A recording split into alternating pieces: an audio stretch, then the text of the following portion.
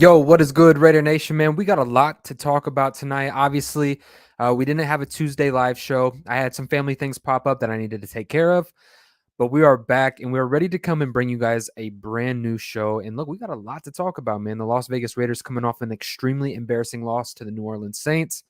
And none other than my co-host, who I'll bring on here in a second, man, Pharaoh NFL. And we got to give a huge shout out to Pharaoh tonight. If you guys haven't noticed, he's at 1,100 subscribers. I mean, the dude's been putting in serious work, and couldn't be more proud of the guy. Extremely humble in everything that he does. But hey, Raider Nation, we're gonna let the chat pull up for a second, man, and smash this video with a like. Let everybody know where you're at tonight. We have a lot to discuss, and we're gonna get straight into it. So, man, without further ado, let me welcome my co-host, Pharaoh NFL. Pharaoh, what is good, my friend?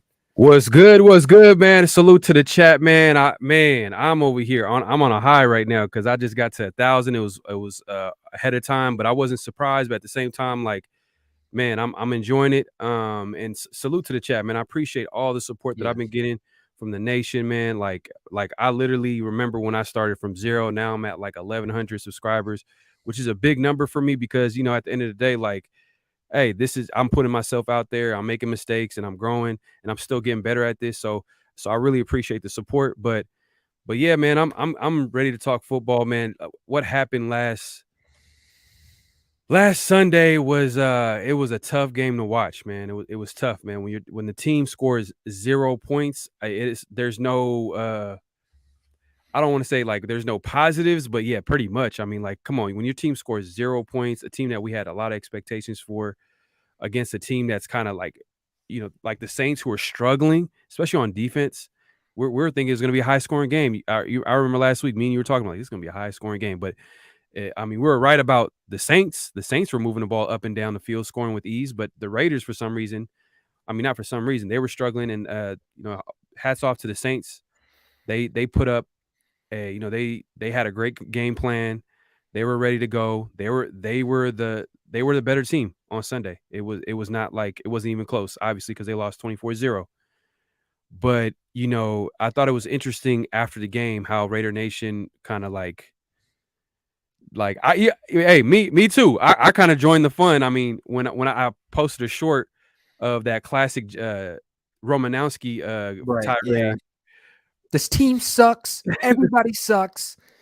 Yeah, dude, that's how I felt, man. But hey, look, at what point, honestly, in your gut, do you get a feeling, was this game kind of like a one-off? Was it anomaly? Because we've seen over the course of this season, the Raiders have been in every single game that we've played. I mean, every Mhm. single one. And then you go out there and it kind of feels like the Raiders have done this, right, in recent history. They have like that one game in the season where they go out there and lay a complete egg.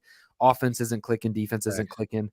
Uh, so is this one of those games that we've just kind of become accustomed to? And I don't even like that phrase because, to be honest with you, Pharaoh, I'm really getting tired of these games throughout the schedule where they go out there, they lay an egg, and they just look like, honestly, the worst team in the National Football League.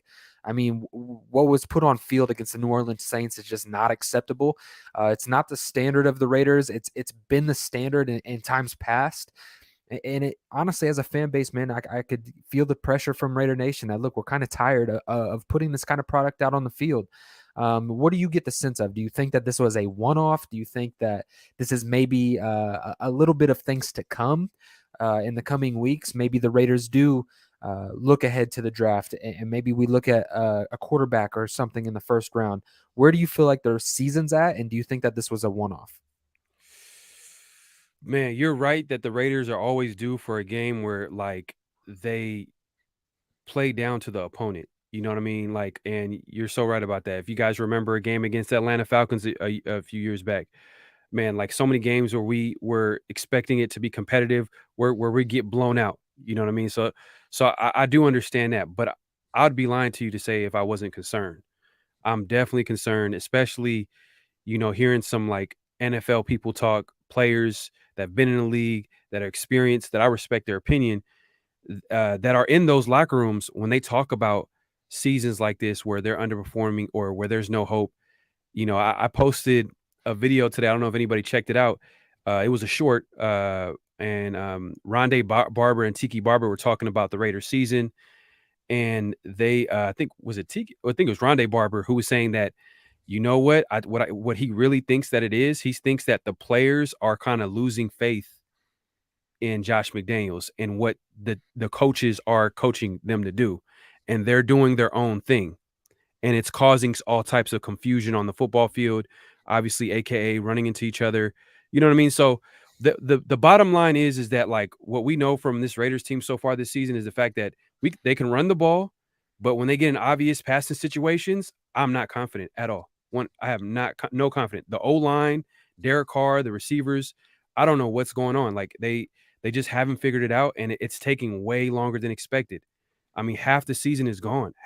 Literally half the season is pretty much almost gone once we play the Jaguars. 9 games, and it's pretty much gone. So that kind of, if you want to be really honest, that kind of derailed our season because we put so much investment into that offense, and the fact that they're not hitting in all cylinders, it's affecting the output that we see on Sundays. I mean, obviously, at some points in the season, we were successful, especially running the ball, but it was almost like empty stats because we have some major weaknesses that we haven't solved yet. You know what I mean? So, but yeah, man, hey, good thing is we're playing a Jaguars team that is struggling. They lost 5 straight. So, and we'll talk about that in a little bit. But today's show, we're going to talk about everything because we haven't had a chance to talk about what happened on Sunday. We haven't had a chance to talk to Raider Nation. You know what I mean? The chat, man. So we'll get into everything today. Yeah, and Auntie Six came ready to go, man. He's like, hey, "What up, Ray? Can we please talk about our linebackers?" And Auntie, stay tuned because we're gonna talk about all that, man. Shout out to Dirty Low for being in the building. Salute. Raphael, Brandon, Richard Lyon, Van City, all you guys, man. And look, there was 14 of you in the building. Go smash the like button. Let people know where you're at tonight. Shoot this video up the algorithm by smashing those likes. It's a real thing. I know you guys might get tired of hearing that at times, but it's a real thing, and it can really benefit your experience and our experience here going live. So, all right, let's just kind of like rehash. Okay, everything in that Saints game went wrong. Okay, defense wasn't playing good football. They didn't know how to tackle. There was lack of effort on both sides of the football. Offense didn't come out ready to play. Derek Carr was stale, standing inside the pocket. Offensive line looked like garbage when it came to pass protection. They flooded the box like we talked about that they were going to do, and stuffed and nullified Josh Jacobs. Look overall, man. Like there, when you have performances like that, you really got to take a long look in the mirror and say, hey, okay, where are we going from here? You know, like you're sitting at 2 wins with the season where we're at that midway point.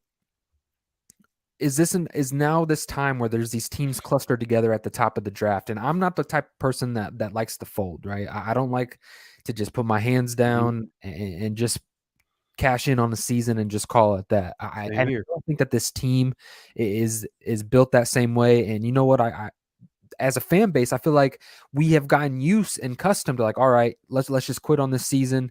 And that's where the Raiders organization has gotten themselves into because we're getting comfortable with when the going gets ugly, we just fold in and cash it in for next season. And then you get a rinse, wash, repeat cycle. But look, man, there's a real argument to a question that, I've been thinking about all week. And I do really think that it's time that the Raiders go out there and draft a quarterback in the first round. I really do feel that way, especially if the reason why I say that is, look, you have an opportunity to go grab a guy in the first. You could really let Derek Carr, if you want to keep him second year into the system, you could have this 3-year window. And you could sit a rookie in this offense for 2 years because, let's be honest, it's going to take him a minute to get accustomed to this offense. Yeah. So I think now is the time that the Raiders go out there, they make a move in the first round to go get a young quarterback that Josh McDaniels can groom. And honestly, I hate to say it, but I really do think that this organization does need a fresh start. I am a big Derek Carr guy. I really appreciate Derek Carr on the field, off the field. I appreciate everything that he's brought to the Raiders organization. And I'm not ready to say goodbye just yet, but what I am saying is that the sights need to be set on the future. And I think what would be best for this organization now and for the short and for the long term is to take a look at that quarterback position and maybe get a guy that can be a little bit of a difference maker. You have a ton of draft capital, maybe go out there and trade up for a Stroud, a CJ Stroud. Go get a guy who's able to create with his legs and always keeps his eyes down the field, always willing to take a shot. We need something. We need new life on the offensive side of the football and not in the skill position players. We don't need new wide receivers. We don't need another running back outside of Josh Jacobs.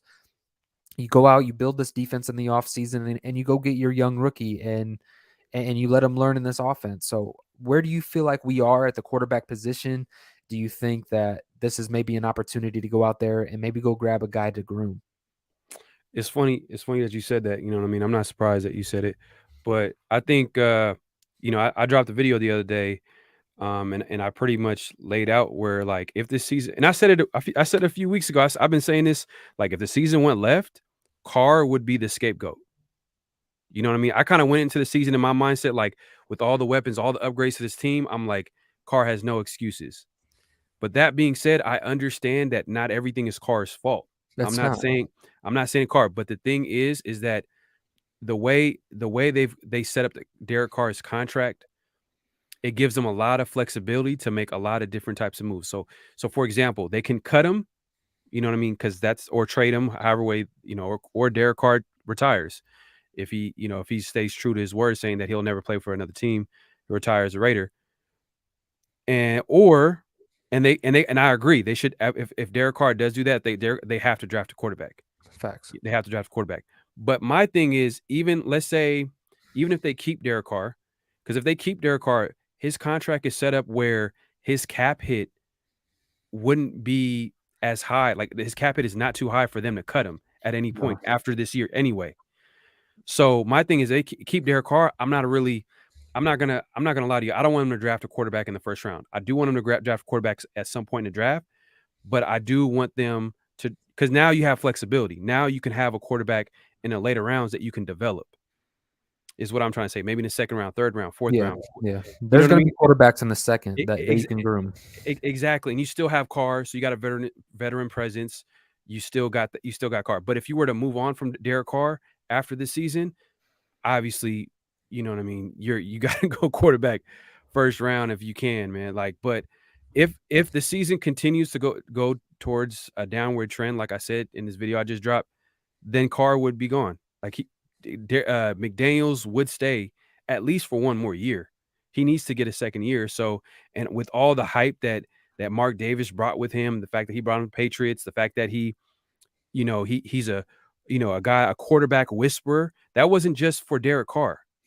You know what I mean? That wasn't just for Derek Carr. I mean, I'm not excusing. I'm not giving any excuses to McDaniels. What I'm saying is that this is what Mark Davis believes. He believes that McDaniels, based off his resume and the quarterbacks that he's worked with, the success that he's had in the past, he feels like even if Derek Carr is not part of the plan, he could still bring in another quarterback and develop him in the system and be productive. You know, I just personally, I think bringing in a new quarterback, especially one that you're generating a bunch of hype around, say you do, let's just hypothetically say they go out and get somebody in the first. With all the draft capital that you have, you can allocate a lot of draft picks to the defensive side of the football. You could do a lot of things with the flexibility that they've created with draft capital. Say they do go out and get a quarterback in the first round. I think that it saves Josh McDaniels. I think he's the first head coach that comes into the Raiders organization and really gets aggressive and goes out there and throws another name in the mix at the quarterback position, something that we haven't seen the last 9 years. mm-hmm. And especially coming off a hot turmoil. Look, he comes in a different situation because it's not like these other head coaches that took over a really bad Raiders team. They're taking over a 10-7 football team, a team that was on its way to being a contender. And so he got put in a way different situation, right? So he comes in here and he's expected to win right away. And coming in here and having 2 wins on the season, he's got a different type of pressure. So to me personally, I feel like moving on from Carr and getting that young guy, or maybe even keeping Carr, but still going out there and getting the guy who I think the Raiders have to make a statement, Pharaoh. I think they have to say, hey, look, DC is the guy right now for the short term, but I think when they go out and they make that move in the first round, you're kind of saying, hey, like, this kid is the future. Like, our eyes are set on the future. We do have a plan. And I think that that's going to be extremely important for the Raiders organization. And the thing is, I'll say this too. I'm holding out hope. Best Oh, for case sure. Yeah. best case scenario is if Derek Carr finishes season strong, the team finishes the season strong, then that kind of changes everything a little bit. It gives McDaniel something to think about. Obviously, they would definitely have to keep Carr because they see a progression there. They see that he's getting better in that system. It would make sense. It would make like I could see McDaniels bringing him back because obviously one of the reasons why he came here was because there was a veteran quarterback in Derek Carr, a guy that he almost traded for with the Patriots. So I understand that part if that happens, and that's best case scenario because now that we can continue to build. But I'm not gonna lie to you, if once we part ways with Derek Carr, it It's gonna be man, tough, bro. it's Like, gonna be tough. It's gonna be tough. Be prepared, Ready Nation, because man, it's a lot of teams. If you look at it, there's a lot of teams that don't have a quarterback, and they're struggling. They're and look, struggling, let's be and they're honest. Like, say what you want about Derek Carr, but he has been the glue to the franchise. Like, with all these head coaches changes and the Raiders still being able to find ways to compete on Sundays, a lot of that has to do with the leadership at the quarterback position. It's not an easy task to come in here and have head coach after head coach, offensive coordinator, new scheme, new system, and to still be floating around middle of the pack. It's just not that easy. But at the same time, Raider Nation's done with mediocrity. So to me, to be honest with you, I really like Carr's game. I like his ability to get the ball down the field, be smart, be accurate. Really, he displays a lot of things of a franchise quarterback, but it's his weaknesses. His weaknesses are really evident. You know what I mean? It's really stiff in the pocket. I mean, some games, yeah, you get him to extend outside of the pocket and use his legs, and typically when he does that, he finds a lot of success. But man, you can just honestly tell, like, when pressure comes, DC kind of folds. And I hate to say that. I really do because, like I said, I'm a huge fan of Derek Carr. I'm not a stan. I'm just a fan of his game because I know what he's brought to the Raiders organization and I know how much the Raiders mean to Derek Carr. But at the same time, man, it's like the flaws that are in his game. I don't see him like, okay, when we're down 17-0, I just did not see that fire in the offense. Him standing on the sideline, getting the guys together, like waking them up. Hey, let's get this going. Like I don't see that anymore. but you know what though? So okay, I'll say the other side to it. I hear what you're saying. I understand what you're saying. I'm seeing what you're saying too when Derek Carr struggles like that. But also, I'll say the other side to it is that they haven't figured it out on offense. And They don't and know who they are. yeah, Derek Carr struggles when he has to think too much. And right now, that's what's happening. It all started first game of the season. First game of the season, literally, you could see it when he's in the pocket. He was stiff. He wasn't stepping in his throws. He was thinking way too much. And every game, you could probably argue like when they're in like obvious passing situations, it hasn't been as crisp. And I'm not gonna lie, I'm not confident. Like I said, I said it in the beginning of the show. I am not confident in the Raiders when they're in obvious passing situations, when they get in them third and longs, second and longs, whatever, and Derek Carr is back there. I'm not confident in the O line. You know, as great as they are at run blocking, they don't really they're pass blocking. They're a little shaky, especially in obvious passing situations. Uh, Derek Carr and the receivers, it's not all the way there. You know what I mean? Everybody's struggling. Everybody's struggling. Whether it's Devontae Adams, whether it's Darren Waller's can't get on the field. Hunter Renfro's missed some games, and when he's on the field, you forget that he's on the field. I mean, the best player on offense you could say is Josh Jacobs. And to You know be what I mean? honest, look, Derek That's it. Carr isn't out there making tackles, right? The defense looked horrible when it came to missed tackles. You know, he's not out there telling guys to catch the football. He's not out there blocking, premier pass rushers on the ends. All this is not on Derek Carr. And I really don't want to come off that way, okay? Because I've been a huge Derek Carr advocate for a long time. I mean, I've defended this guy for a long, long time. And I still do because I see your side. Like, I'm giving one aspect of it, but look, at the end of the day, like, something has got to give.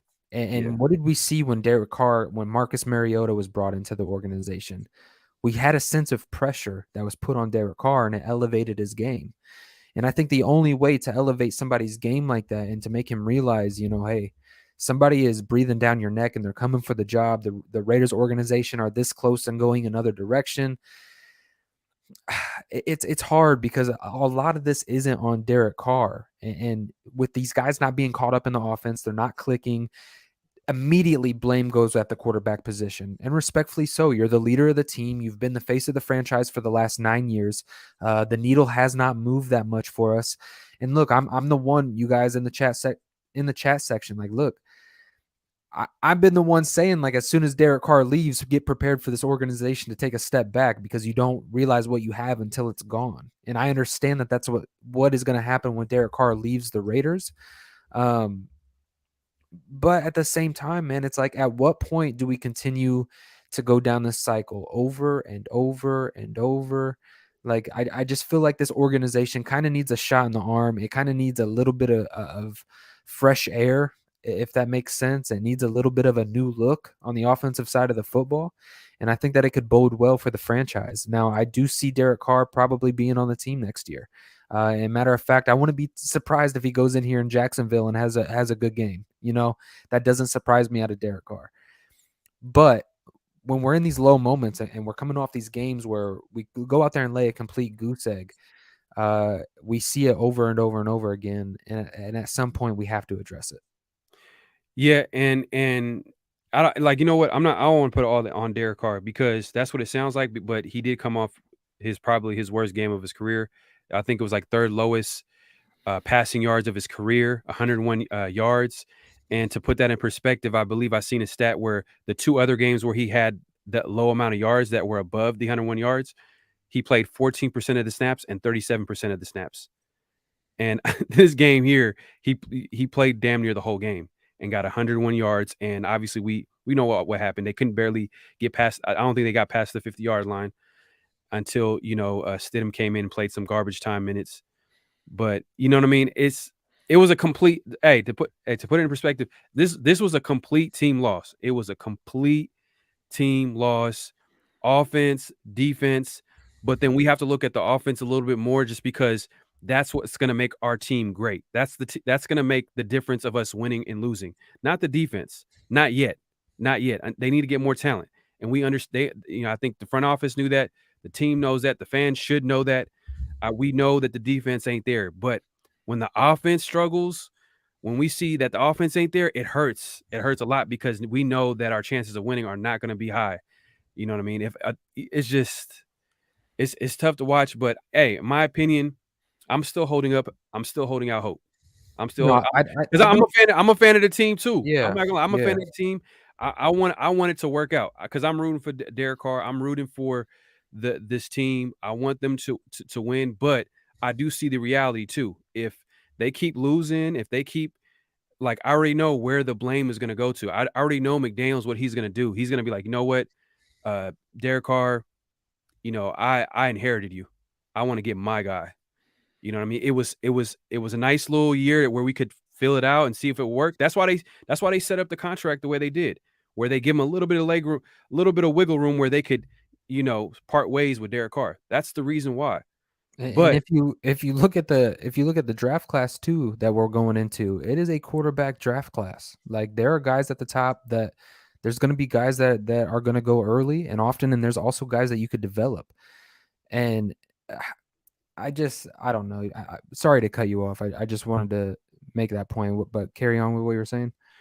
nah, and the thing is too, the biggest concern that I'm having with this team is not even Derek Carr, because I know that Derek Carr is a good quarterback. I know he is what he is.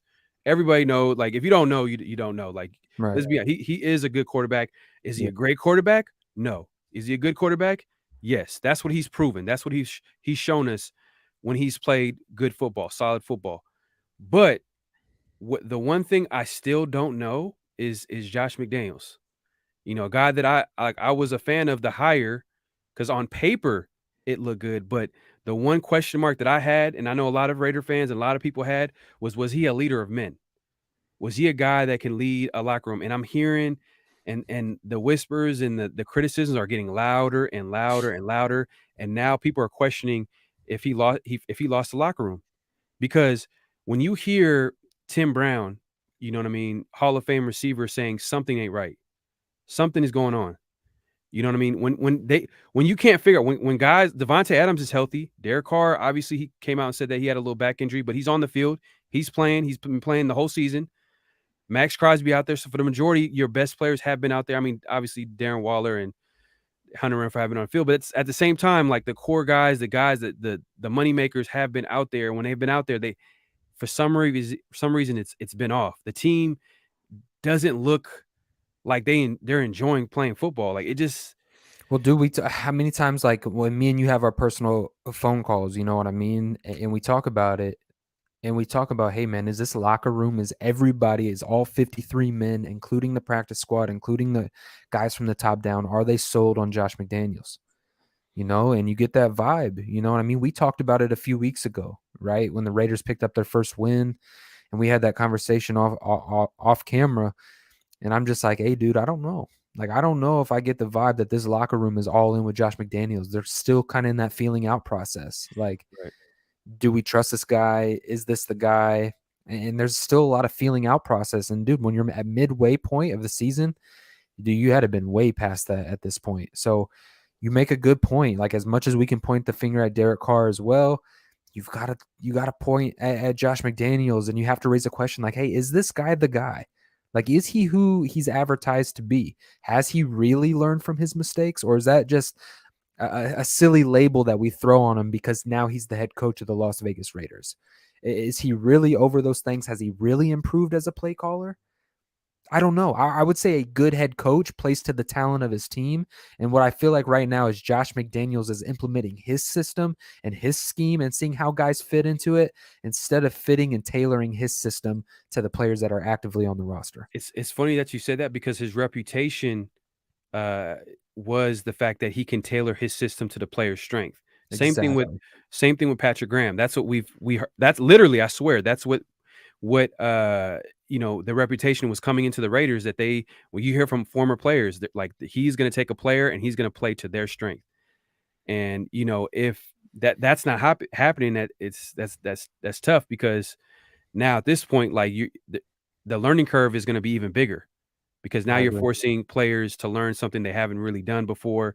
Obviously, we heard Devontae Adams say learning this offense is like learning Mandarin earlier in the season.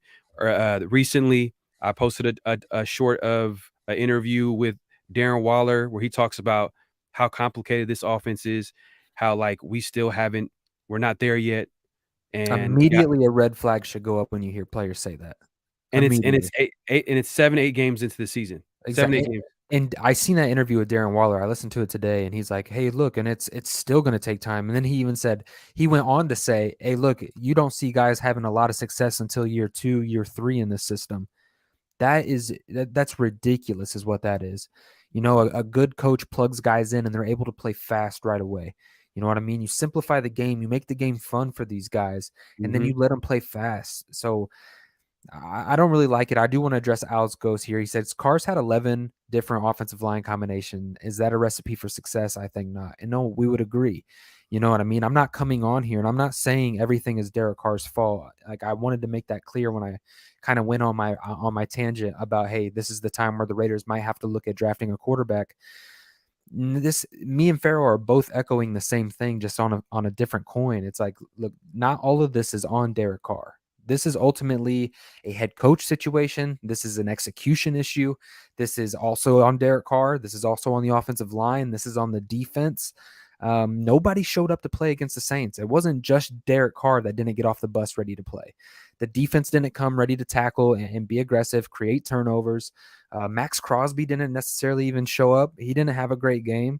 You know, it was just collectively an entire unit. So, Al, I would agree with you in this statement that, look, no, it's not a recipe for success, and we're not saying that it necessarily has been. What we're saying is there's issues going on in the Raiders organization, and we have to at least sit down and have the conversations of, hey, where do we go from here? How can we sit this thing down and maybe move in a different direction that we're able to improve the roster but not take 2 steps back in the same time?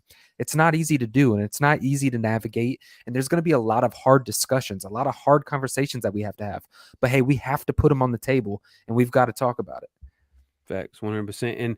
And the thing is that it's not even like getting rid of Derek. I'm not, when I say the Raiders need to get rid, it's not going to be fair. No, It's just the reality. It's not that it's fair. It's just the reality. It's like Derek Carr has been here for 9 years. A new regime came in. They signed a contract in a way where it gives them a wiggle room to get rid of Derek Carr. So you kind of have to read between the lines there, like, oh, okay, I see what they're doing. They're filling it out. And if it works, it works. If it doesn't work, then that gives them a decision to make to possibly move on from Derek Carr. I mean, and SVT says at this point we have no choice but to buy in because there's no way this team learns a new system the next 2 years. So keeps McDaniels in DC just move some money around. And I mean, we talked about it on our last live show of I brought up how I felt like Josh McDaniels and Derek Carr were kind of tied in together, especially with the offense that's this complex. It is hard to go out there and get a rookie and to have him start in the system right away. I know we'll quickly point to Mac Jones, and how much of that was, Bill Belichick having a say and maybe simplifying things around him. Mhm. We don't necessarily know. We're not behind the scenes. Who knows if that was entirely Josh McDaniels' offense? We don't necessarily know.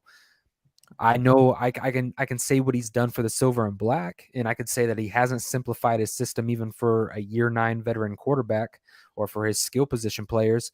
We're midway point into the year, and you could say, we're a good running football team. There's been no consistency passing the ball. There's been no consistent play out of the quarterback. It's kind of felt like this roller coaster journey, right? Like Derek Carr will have a bad game, then he'll have a good game, and he'll game manage, and the Raiders will win, and defense comes and creates turnovers. We've just played this up and down game all season, and it's at And some point. Go and ahead. and I'll say this too, going back to the 24-0 loss last Sunday against the Saints, like, we got outcoached. We got Right. outcoached and outplayed. And how many So, times have we said that? Exactly. You know what I mean? man, like, they were ready. The Saints were ready. Dennis Allen, he got his vengeance on Sunday.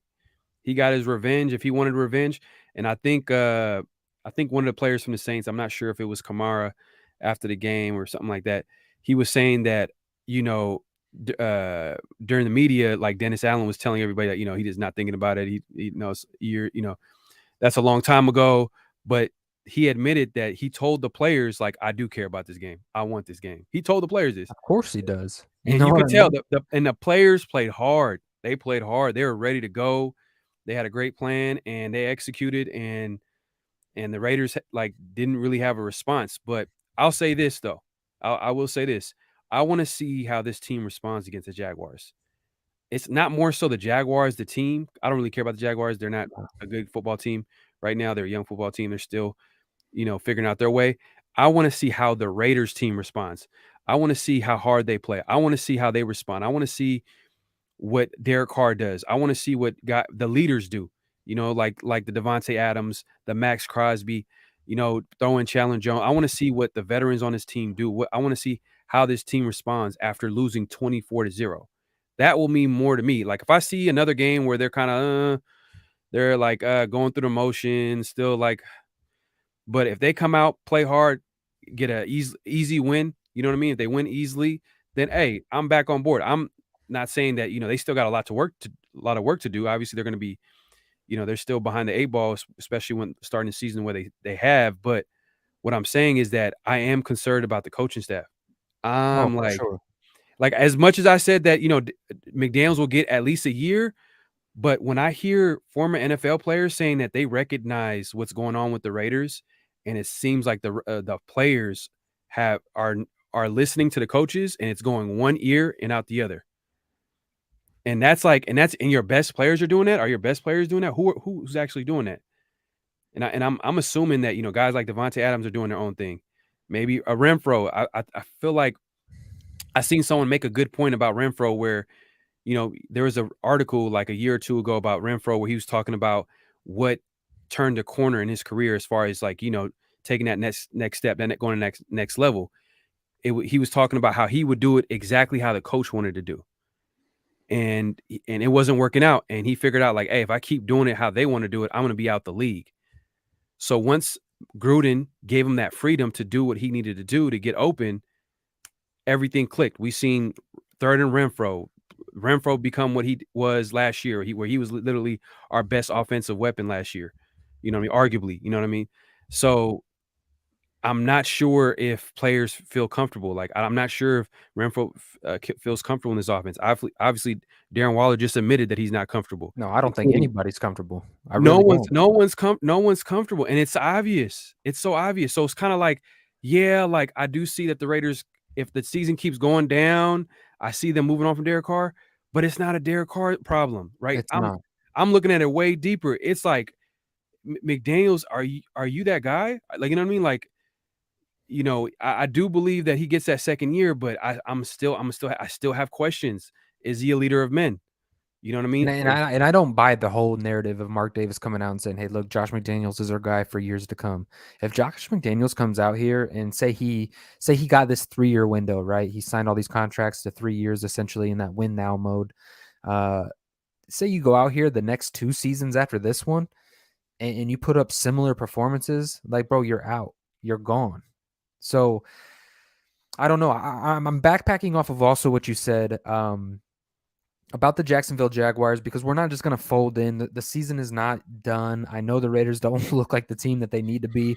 Mhm. And you can make the argument that they might not reach that this season. But they're not out of it just yet. You go out, you get a win against Jacksonville, and then you're honestly right back in it, because the AFC, let's be honest, outside of those top teams, I mean, it's really wide open right now. There's a huge cluster of teams right now, and I'm not even saying that the Raiders deserve or have earned a spot to even be in consideration for the playoffs, because they just have not consistently put that kind of product on the field. But we're not going to fold in and say that this season's done, because it realistically isn't. But to and to talk about Josh McDaniels a little bit, you were talking about Hunter Renfrow. You could tell that the players don't have freedom in this offense. They don't. You know what I mean? There's not room for creativity. Mm. DC and Devontae aren't able to go out there and just do what they want to do. You could tell that they're running a system. You could tell that they're trying to be meticulous when it comes to detail. And to be honest with you, man, it's just not working. Did you see that Kurt Warner breakdown? I seen someone in the chat mention it. I watched it. It was pretty good, and he was talking about the offense, the type of offense that McDaniels likes to run, and it's like I think Earnhardt type. I forgot the name of it, but it's not coming to mind. But it was a good breakdown. He was talking about like how the players, the receivers have to run the route the way they're supposed to. And if they don't run it that way, that's where you kind of see players running into each other.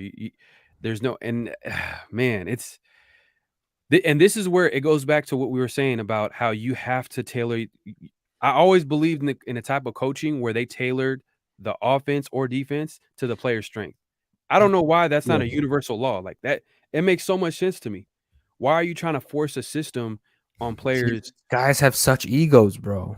They have such egos, and they come in and they implement their way because they think that they're the way of success instead of the players. You know what I mean? And that's as soon as a head coach starts doing that. And sorry, shout out to Halo Raider, man. Thank you, brother, for pulling up. He says, "Yo, salute to my brothers Raider Ray and Farrell. I haven't caught a live in a minute. Salute to all the fam in the chat. A lot going on in this organization, and I still have faith." And we're trying Salute, to Halo. Appreciate you we're pulling up. trying to express that as well. I mean, we're not folding in on the season.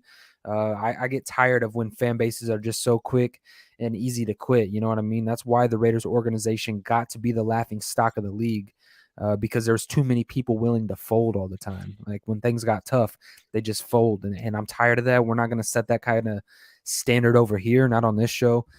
We're going to be optimistic. We're going to look and say, hey, look, there's still ways for the Raiders to find ways to win football games. It's just not happening right now. So, to be honest with you, man, what is your outlook? Okay, say the Raiders go out here and they start fast against the Jacksonville Jaguars. The offense starts, putting points up early, and they look like a team who has a newfound fire. They drop 24-0 to the New Orleans Saints. Can they come in here into Jacksonville and kind of hit the reset button and really find a way to find an identity, to start fast, to play fast, aggressive defense, and simplify the game for them, clean up the tackling, get efficient in run defense, go back to the identity that kind of got the defense playing middle of the pack this year? You know what I mean? Efficient, effective tackling. They've been good up until the New Orleans game, of being aggressive in the run game.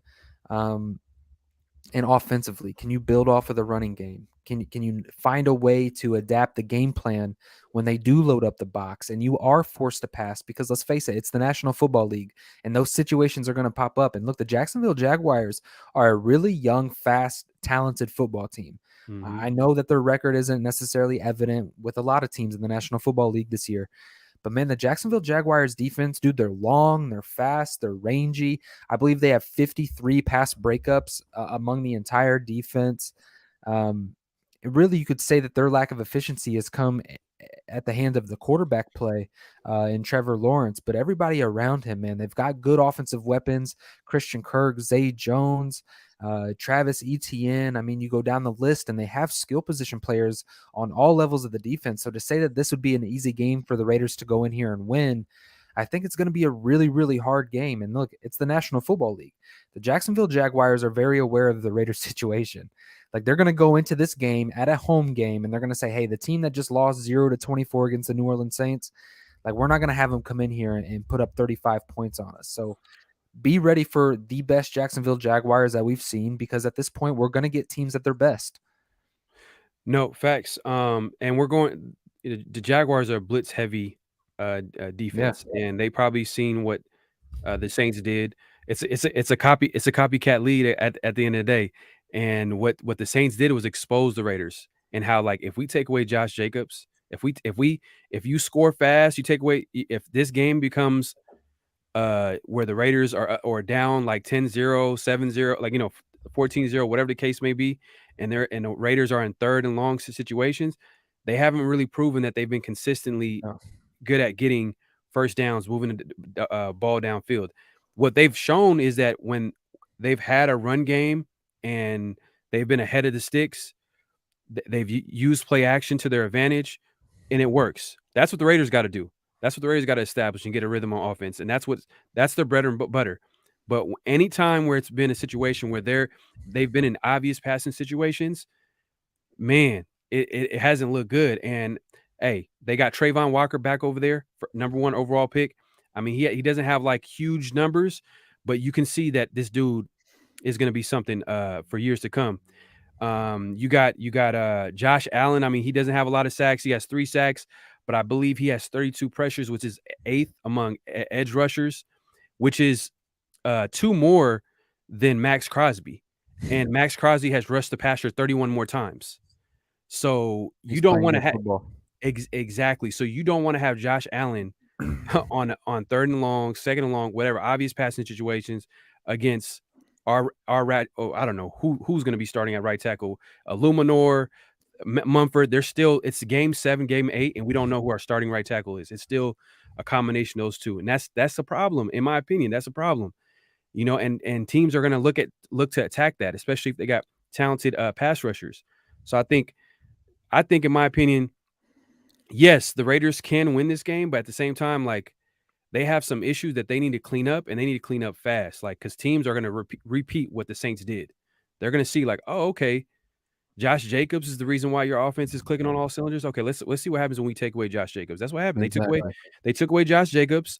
They scored fast. They got into a game where they was like, what, 10-0? I don't know.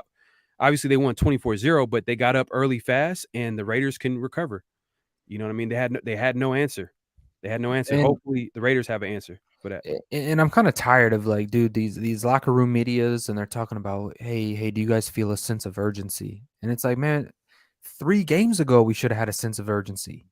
Why do you have to wait till you get blown out by the Saints by 24 points, which is just ridiculous, to be honest with you. And then you're going to ask these players, is there a sense of urgency? Man, there should have been a sense of urgency. The leadership in this organization should have set a sense of urgency when we dropped the first 3 in the first 3 weeks of the year. This team should have had a urgency and a fire that they've been playing with, knowing that they're not playing up to the standards. It's just, dude, when I see this locker room, when I see these guys on the sideline, when I hear these interviews, it just doesn't sound to me. It's like these guys are just going through the motion. You know what I mean? And they're taking the slow approach, and they're okay with it. And it's like there's no accountability. And look, with Josh McDaniels being criticized about his leadership, getting a new opportunity with a new organization. It's been 10 years since you've been a head coach. He's going to come in here, and he's probably going to try to be cool with the players. You know what I mean? He's probably going to try to establish a relationship with the players. Maybe there's not a big heightened sense of accountability in the organization. But, dude, those things are now bleeding onto the football field, and that's where there's a problem, because there's lack of accountability. When your quarterback, when Derek Carr isn't getting his offensive line together, you know what I mean, in the third quarter when you're down 17 points, when he's not grabbing his skill position players, when your head coach isn't rallying on the sidelines, getting your guys in the football game, that's a red flag to me. And to see how comfortable guys seem, that is a problem to me. Where's the urgency? And you know what? They can go out here Sunday and they can prove it. They can start this football game, strap up, put the mouthpiece in, and be ready to play as soon as they kick the football off. Yeah. And I hope that happens. You know what I mean? But you're going up against a Travis Etienne, much like a Eckler, much like a Alvin Kamara, a guy who can make you miss in space. He can make Explosive. He's Explosive. explosive. You're going against former Raiders, Arden Key, who's kind of found new life in the NFL. You know what I mean? Generating pressure. He's going to be fired up for this game. You've got a Zay Jones, who, let's be honest, he's a sneaky good wide receiver. Uh, Especially you pair him next to Christian Kirk and everything that they got going on in Jacksonville. Mm-hmm. This is going to be a tough game. Like, it's not just going to be a walk in the park. So, yeah, I want to see more urgency. I want to see more consistency out of the Raiders organization, and it needs to start on Sunday. You mentioned a Travis Etienne, the dude. When I say explosive, I mean he's tied with, I believe, Tony Pollard with 340 yard plus runs this season. I think he's tied with what's the running back for the New York Giants, Saquon Barkley, with the most 20-yard runs. So the guy, if he gets loose, he gets loose. And he hasn't been starting the whole year either. Exactly. So what happened was when James Robinson got traded to the Jets, it was addition by subtraction. They gave him a bigger role. They felt like he was ready, and boy, was he. You know what I mean? Last game, he had 156 yards against the Broncos defense, which the Broncos defense ain't good against the run. But at the same time, we just faced Alvin Kamara, and Kamara just made us look like, nothing. You know what I mean? At the end of the day. But that being said, he's not as a huge threat on the receiving as a receiving back. But when he does receive the ball, he averages 10 yards a catch. So when he does get the ball, like, he's gone. Like, he's going to get chunk yards. And that has me concerned because, obviously, like I said, it's a copycat league. Our linebackers are terrible in coverage. They're horrible. Terrible. Oh, my God. That's why I don't buy what Dave Ziegler said, in his trash. And he's talking about Divine Diablo has looked really good. That's garbage. No, he hasn't. Like, Divine Diablo cannot cover. He can't cover at all. So let's just stop with the whole Divine Diablo being this coverage linebacker, this modern NFL linebacker. All that is thrown out the window. At best, he's a run defending middle linebacker, which is not what you drafted that kid for. You know what I mean? That's a fail. You switch him and convert him from safety to linebacker because you like his ability to go out there and cover tight ends, cover running backs out of the backfield, and that's not existent. The Raiders linebackers are garbage. Just they're horrible. So yeah, they're terrible, man. It's like, and I asked this question at the beginning of the season, like, when's the last time we've had a good coverage linebacker? And I think the Raiders this offseason, that has to be a position that they got to target. Most likely, we all know it's going to be a position of priority and importance, corner, right tackle, whatever, who knows, but there's some other positions that might have higher needs, especially corner. And we haven't gotten to corner right now. That we're injured right now. Hobbs that injury has really affected our secondary. Averett can't cover anybody. Anthony Averett is not that guy, bro. You know what I mean?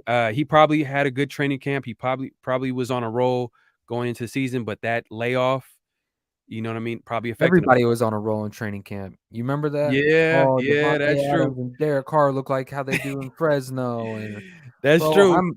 Honestly, bro, like, all that has to die. Like, all that hype, all that offseason hype, bro. It's just like I was already leaning in that direction of, like, not buying into all the smoke all the time. Mm-hmm. But just with the moves that the Raiders made this offseason, it was hard not to buy into what was going on here.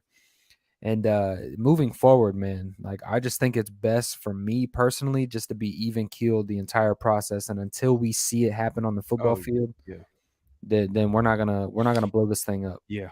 I was definitely excited for the season. I was excited about the off season, but man, like, McDaniels has a lot to prove. The coaching staff has a lot to prove. The offense has a lot to prove in general as far as the players. But it is concerning that, like, Darren Waller is coming out with excuses about it takes time. He doesn't look confident.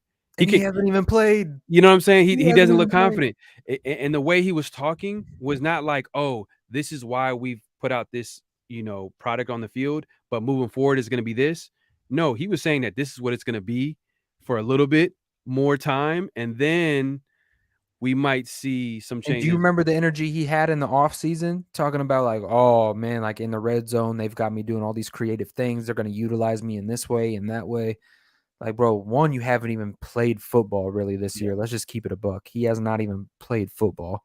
Yeah. If Derek Carr and Devontae don't have rapport right now, and Derek Carr and Hunter Renfrow don't have rapport, when Darren Waller was in the game, we could see that even him and DC weren't on the same page. Because DC's doing it exactly like the coach wants to do, and the coaches want the players to do it exactly how they want them to do it. They don't want no creativity.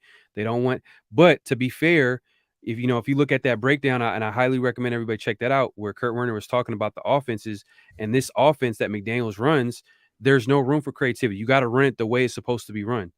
Because if you try to do something different, you're going to run into another player. You're going to affect the passing lane. You're going to do something that you're not supposed to do, and it's going to affect the whole play. So I thought that was like a good observation. I feel like that's needed for a lot of our Raider fans, you know what I mean, who are frustrated with Carr, who are frustrated with the offense. It's not like we want to hear this. We don't want to hear, oh, it's going to take time. You know what I mean? Especially because we went to the playoffs last year. But the reality is, I never thought that the Raiders were that talented. You know what I mean? I'll just keep it real with you. I No, never no, thought the not Raiders were that last talented. year. I was excited, like, oh my God, we went to the playoffs. But it was a Cinderella story. Let's be honest. It was a Cinderella story. When you compared the Raiders to the Bengals when they played the playoffs, Bengals were bar none the more Way talented, better. way talented And you team. lost by one score. Yeah, Like to be honest, let's just be honest. Like this roster is leaps and bounds above what we had last season. You know what I mean? On paper. But when it comes to performance, man, it's like this just goes to show you these big free agent acquisitions, bro. When you're these big buyers in the offseason, it doesn't generate to success. And the Raiders are living proof of that right now. They really spent a lot of money on guys. Now, Devontae's having a good season, yes, right? But they put a lot of money in Chandler Jones.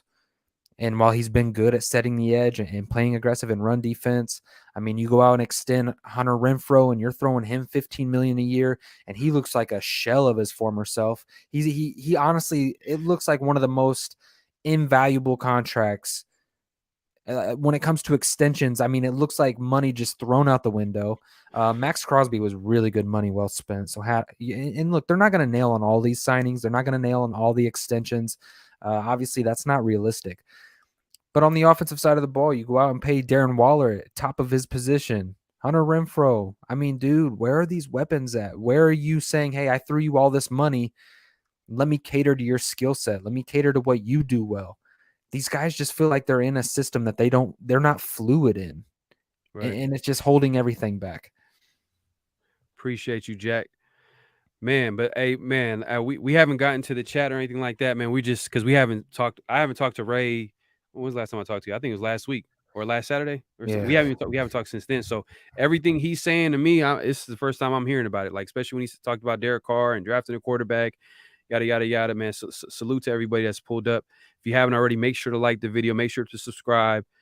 We do a weekly show. This week's on Ray's channel, and then I think we do another show. It's going to be on my channel. So make sure to subscribe to both of us so you'll be able to see our show every week live. And Daniel Kim, he has a comment. Daniel Kim, shout out to you, man, for the super chat. I appreciate you. It says, for Pharaoh's Man Cave and Ray's chair. Dude, my back is hitting on another level. I've been keeping a straight face. But hey, we're almost there, man. I mean, we're there. You guys have been supporting the channel that I'm going to be able to grab a new chair. Yeah. And it's going to be courtesy of Raider Nation. Because, man, your boy is hurt Oh, right yeah, now, yeah. but I also want to make an announcement to y'all, man. Hey, and I seen everybody has pulled up and they've offered their congratulations to me getting to 1K, and I really appreciate it. But that it doesn't stop there. I'm gonna do a 1K giveaway soon. Be on the lookout. I'm gonna drop details. I'm just trying to figure out like what would be a good prize for y'all. I'm trying to figure everything out, trying to figure out all the details. But yeah, much respect to everybody that that subscribed to me, and I want to show my basing my appreciation by doing the prize. And appreciate you, Daniel, too, man. Always showing support, man. Hey, there's gonna be a lot of investments. Trust me. This background it's gonna be a lot. It's gonna be a lot of different things that you're gonna be seeing moving forward, especially because I got to 1,000. I definitely feel like I got to invest more, and like I said, I always want to improve. But yeah, drop some questions, man. We want to hear from y'all, man. This is kind of a show where usually we kind of get into the other team and what they're good at and what we need to look forward to. We're gonna probably talk about that a little bit, but we also want to hear from y'all. So if y'all have some questions, make sure to drop them in the chat. and really this week was a bit of an anomaly too, Mhm. because I mean there was just stuff that we had to talk about, Yeah. we didn't get to talk for almost a week.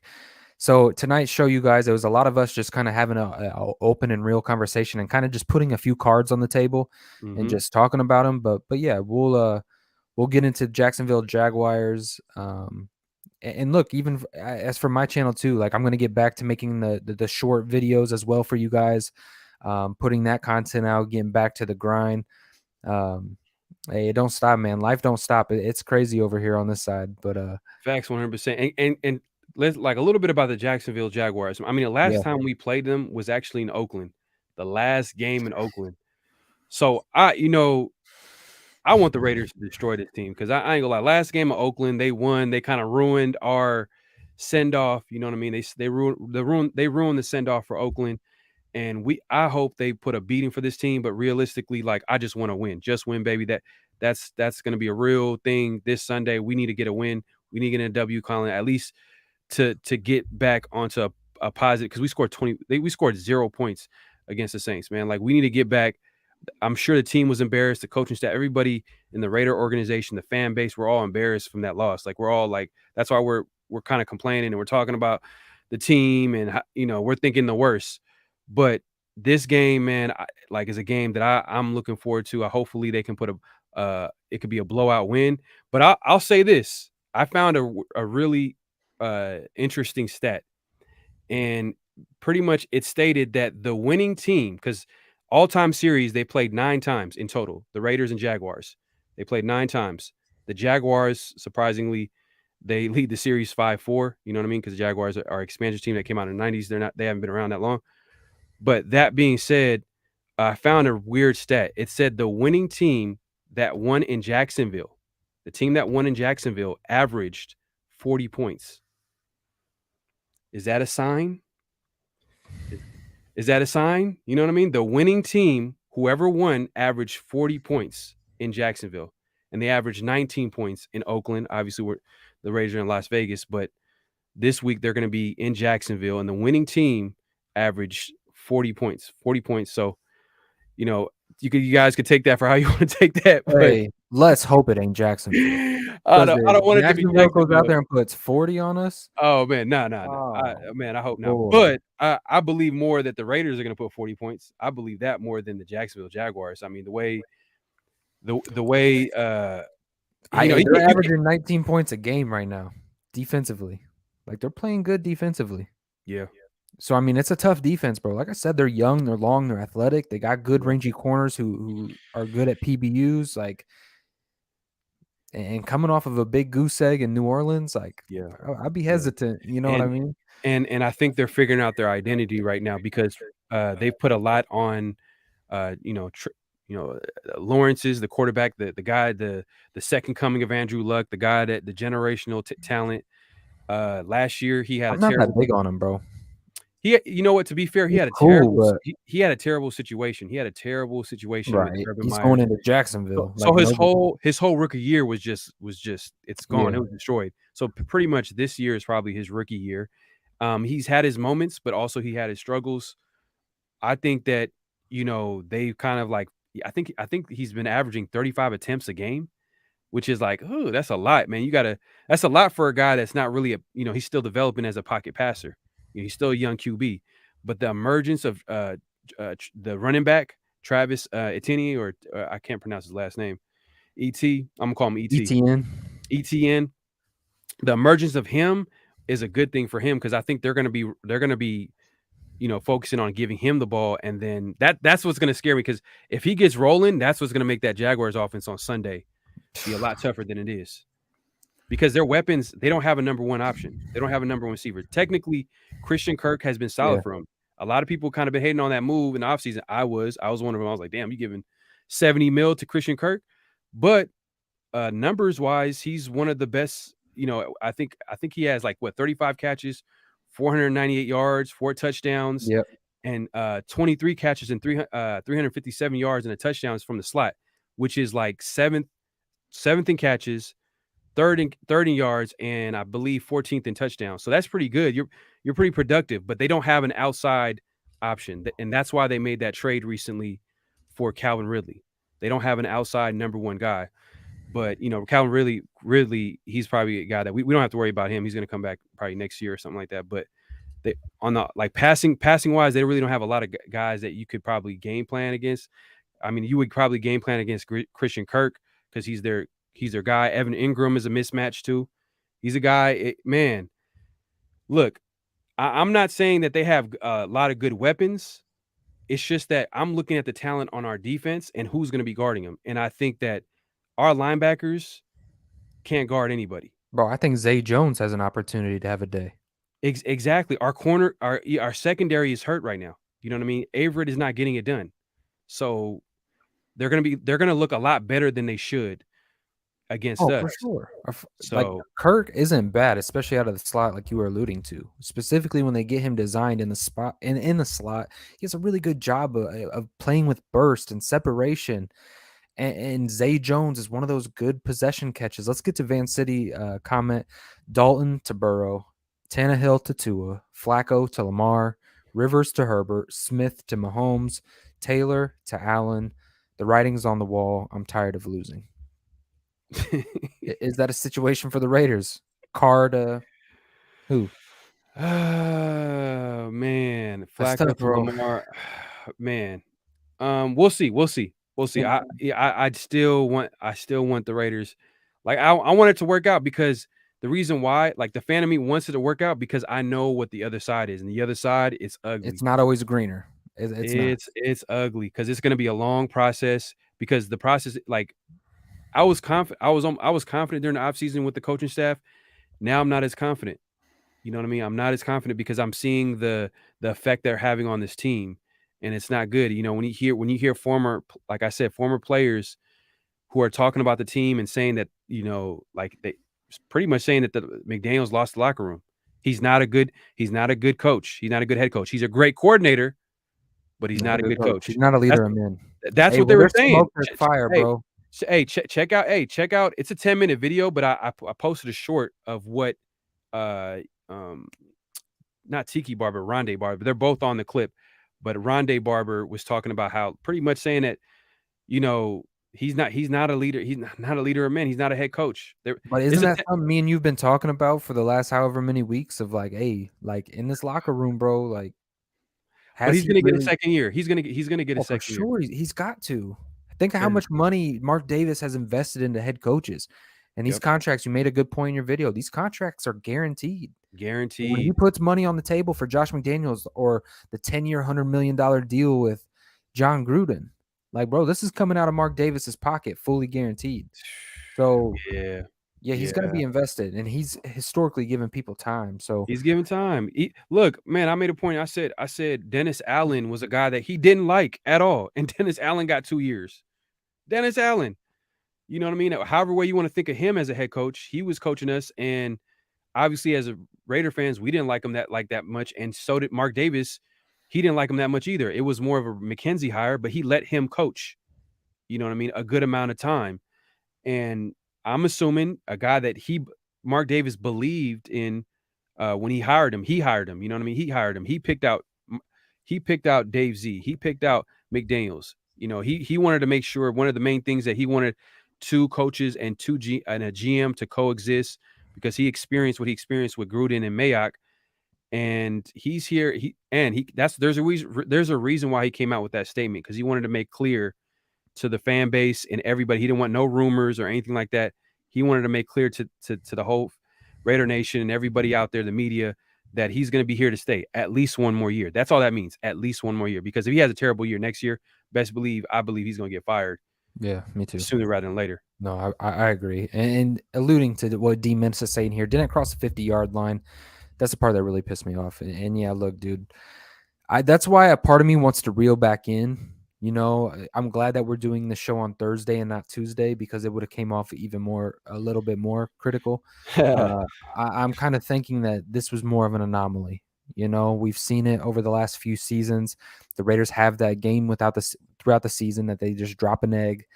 And I think that obviously that it was this game, and it never feels good, and it always sucks to watch because this organization, the fan base, we deserve better than what we're getting on the football field. So yeah, the fact that this offense didn't even cross the 50-yard line just alludes to my gut feeling that this was probably an anomaly, and I don't think that we see the same team Sunday against the Jacksonville Jaguars.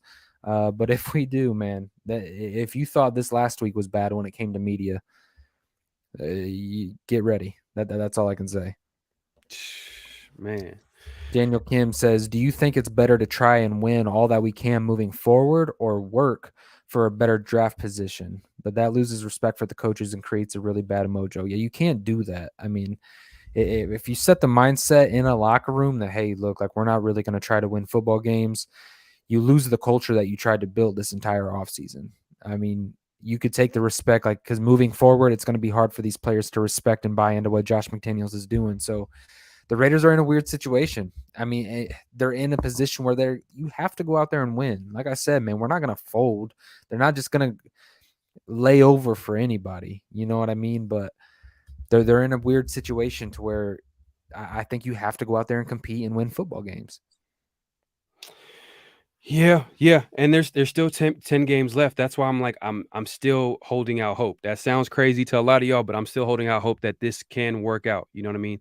Can they, I'm hoping that they can make a run at the playoffs. Most likely it's going to be tough, you know what I mean? Cuz look, 2-5 is 2-5. They're going to have to make a really good run. They're going to have to turn things around. But that being said, you know, I'm really concerned about that. When I'm hearing all these NFL guys talking about McDaniels, maybe hopefully it's just more they're just hating on McDaniels. They're just assuming.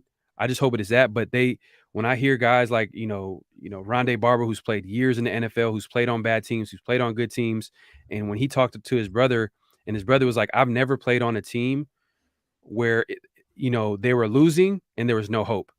And then Rondé Barber was like, I played on a team where they're losing and there's no hope. And I know what happens when players try to do their own thing. And this looks like the Raiders are doing their own thing. And I was like, oh, please don't I say that. know, bro. And when you Please get don't say players, that. Please. yeah, Please. Cause that's not and he said it. He even said it. it's a That's big the worst. statement. It's the worst thing that could happen to a football team because that means on Sundays, you're gonna see the worst product. You're gonna see like players. Dude, You're I gonna think see. we're going to learn a lot Sunday. Yep. That's why I'm Yep. not going to get into scores. I'm not going to get into none of that because right now, dude, I get this gut feeling, and I could be wrong. In Raider Nation, man, I hope I'm wrong. But you're gonna find out where this locker room's at on Sunday. I mean, you're gonna see like, Hey. yeah, I know. D Menace, man. I For appreciate Ray's it, man. chair fun and Pharaoh's man cave. When Man, I tell salute, you, man. bro, like I don't say it for any type of cap. Like my back is hitting in this chair. An hour in this chair, bro, is like it's rough. Hey, man, he's suffering right now. He's suffering, Low key, I really am, but I feel it in my back, dude. man. But But no, yeah, man, I think you're gonna learn a lot. You're gonna learn a lot about where this team is, really. that's 100%. Like, I'm really curious to see because I'm hearing all this talk from the national media, from former NFL players, from content creators, from beat writers, from everybody that's connected to the NFL, from fans. Now, I want to see how this team responds, this coaching staff responds on Sunday. If I see a game where they're playing hard, they're not missing tackle, they're ready to go, they're prepared. Hey, for me, that's a sign. That's a good sign.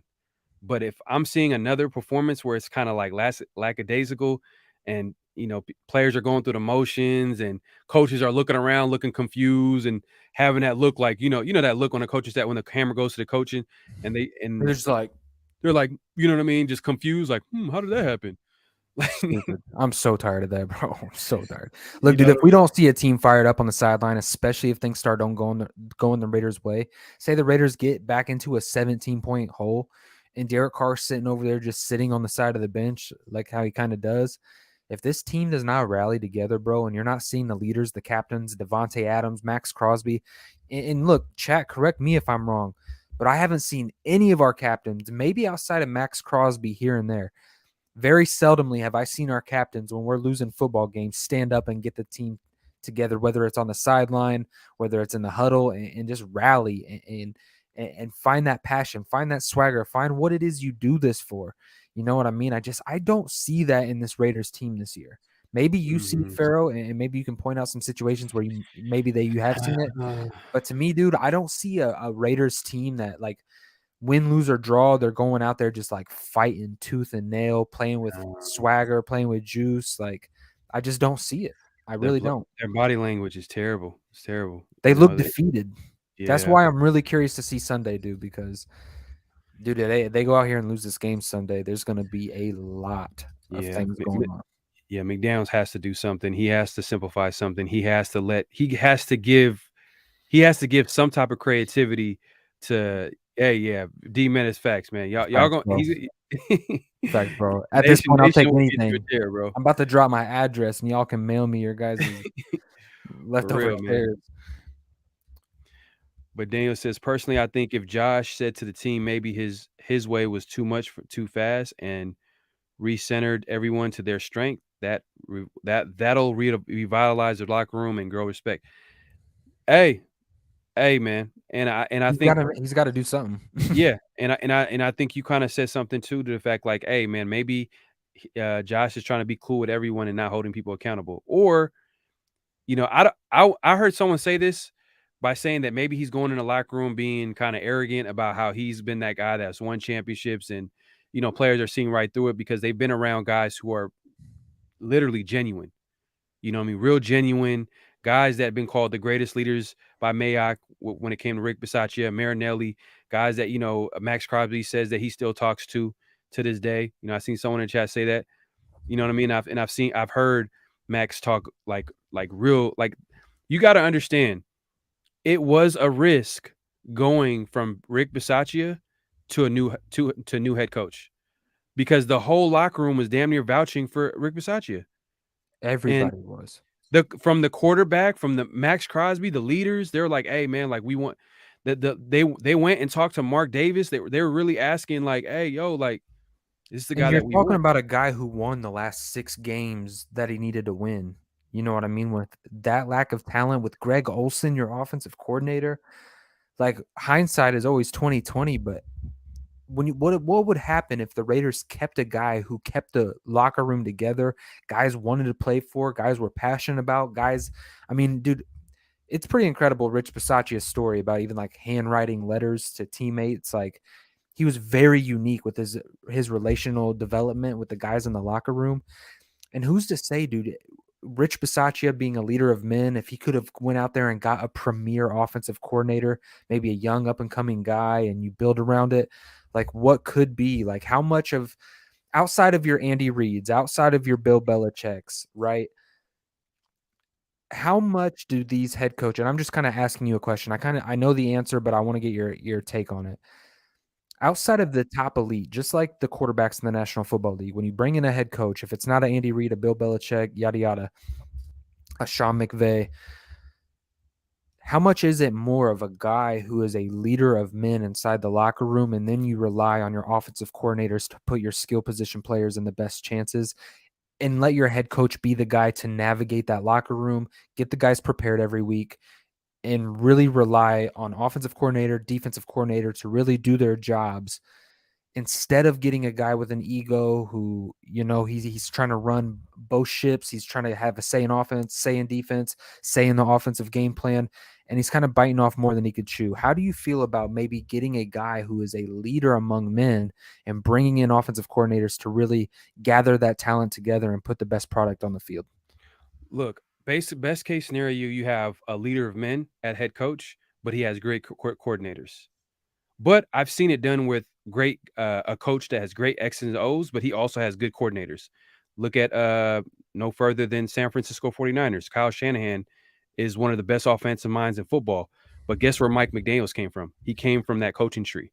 He was offensive coordinator. And I'm not going to lie, their defensive coordinator might be a future head coach. You know Mm-hmm. what I mean? The way he has that defense rolling, the best defense arguably in the league with the 49ers. So it can work, but you have to you have to understand that, I'm not a head coach, but I do understand like, hey, as a head coach, you got to have the ability to oversee things, not to actually like, like you just mentioned, not have a big ego and trying to take control of everything. Cause at the end of the day, like You have to oversee, not override. exactly. And you have that ability to trust who you have around you to do what they need to do. Because as a coach, there's so many things that you have to do. You know what I mean? There's so many things that you have to pay attention to. There's so many things that you like earlier in the season, we talked about how we were questioning McDaniel's game management. You know what I mean? And it was valid when you lose a game up 20-0 against the Cardinals. And That the loss, the man, that fact loss of stings the the most, fact bro. of the matter is the statement rings true, and I'm feeling that now with the Raiders organization this year, is that the players are a reflection of their coach. You know what I mean? They tend to take the personality of their coach. And Mhm. when you get Josh McDaniels, like I see a shallow, non-fired up, soft team when I watch the Raiders play. You know what I mean? Like, yeah, are there times where they execute because they just have the talent to do so? Yes. But do I see Raider football? Like, do I see dudes flying around, making plays, fired up? I mean, bro, I remember horrible Raider teams roster wise, but when they're 24-0 in the fourth quarter, bro, they're flying around and they make a big hit. They're all celebrating together. They're like, I feel like the Raiders have taken on the aura of their head coach. What were you gonna say?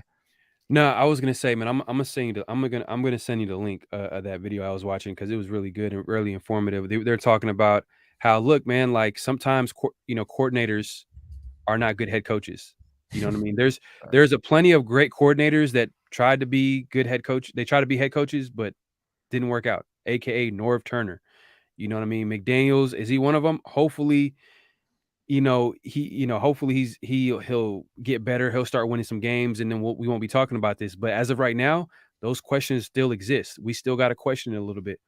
And he was making a point like, hey, look, Bruce Arians was a great coordinator for most of his career, and he didn't become a great coach, a head coach, until he was into his 60s because he learned how to be a head coach. Because being a head coach and a coordinator is two different things. You're just focusing on one thing. And then as a head coach, you're focusing on so many different aspects. So I'm not sure if McDaniels has mastered that yet. But man, hey, right now we're kind of talking right now and like we just lost the game 24-0. So at the end of the day, like not just lost the game, but we just me and Ray just talking right now. Like we haven't talked since last Saturday. So it's like, we're kind of like, man, like I haven't had a chance to talk to anybody about this game. I'm like, bro, I haven't talked to anybody. I dropped the video, kind of like held everything inside, and I'm like, you know what? I'm gonna talk when I go live with Ray. But I've calmed down since that Yeah, game. I have two, believe it or not. I've calmed down, man. I've calmed down a little bit because I'm just like everybody else. When I'm watching a game, I'm like, bro, like what is this? What is McDaniels like? Has he lost the locker room? And I'm still having a little bit of doubts, but the thing is, there's still 10 games left.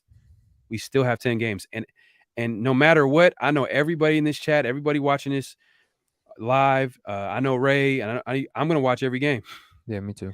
No matter what, I'm gonna watch every game. So that's the beautiful thing about it. We're gonna watch every game, and we're gonna figure out the truth sooner or later. Man, that game was so hard to sit through because, like, I'm not gonna lie, there was moments in the third quarter, late in the third, when they finally put up that 24.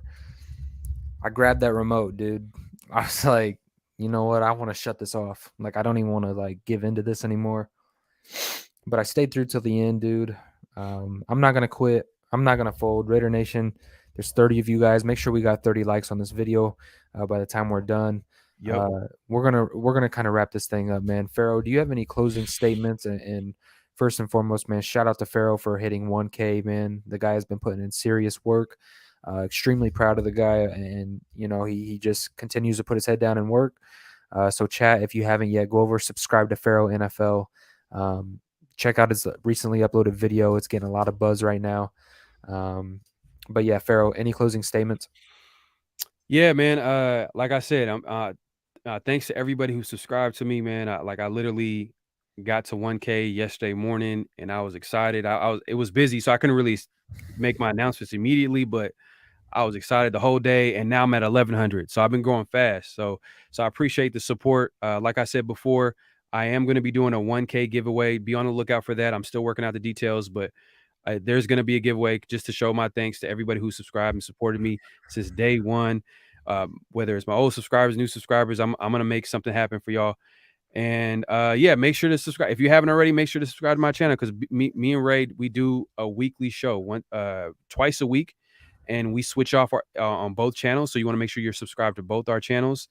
If you haven't subscribed to me and Pharaoh NFL, PHAROAH NFL, the road to 2K continues. You know what I mean? That hey, I enjoyed getting to 1K, but I got to get to that 2K, man. I still got other goals that I want to hit, but 2K is going to be a big number, and we're going to get there. And Raider Nation, man, I know you guys are down after that game. I know you guys are disgusted after that game, that terrible loss against the Saints. But like I said, we're still going to watch this team on Sundays. Stop acting like you're not going to watch this team on Sundays or Mondays or Thursdays or whenever they play. We're still going to watch this team. We're going to figure it out. We're going to talk about it. And hopefully on Sunday against the Jaguars, they respond. And if they respond, I think the fan base will be happy about it. I think we're definitely going to be happy about it because that means that's a great sign moving forward. But yeah, that's Raider it. Nation, yeah, you heard it. You heard it from Pharaoh, man. Sunday, we're gonna get a lot of answers, a lot of questions answered. We're gonna see where this team is at internally because I really do believe the product that we see on the field on Sunday is going to be a huge reflection on where these guys are inside that organization. So Raider Nation, I know we came off a tough loss, but this is a game that you're going to want to tune in to watch. Let's see. We're not going to do any score predictions this week. We want to see the Raiders go out there and respond to adversity. We want to see it. We want to see a locker room that's not going to fold, that's not going to give in to pressure and hard times. But let's look forward to a silver and black team that's coming out there ready to compete, ready to beat the Jacksonville Jaguars at their home. And let's go out there and make a statement, get another win in the win column, and let's kind of get this train back on the tracks a little bit. So Raider Nation, I appreciate everybody for pulling up tonight, man. One more thing too as well. We're gonna be going live again. Obviously, we didn't go live on Tuesday, so we had a later show than we usually do during the week. But we're gonna be going live again on Saturday, so be on the lookout for that. We'll share it on our channels and obviously social media if you guys follow us. So be on the lookout for that. But we'll be going live on Saturday, and hey, man, we want to chop it up, man, with y'all. So make sure to stay tuned for that too. Yep, and we'll get into maybe some more matchup situations against the Jacksonville Jaguars since the game will be on Sunday. So look forward to the show, you guys. We will be over on Pharaoh NFL's channel. So, man, thank you guys for pulling up. Don't forget to smash the like button on your way out. Subscribe to the channel. And as always, just win, baby. Peace.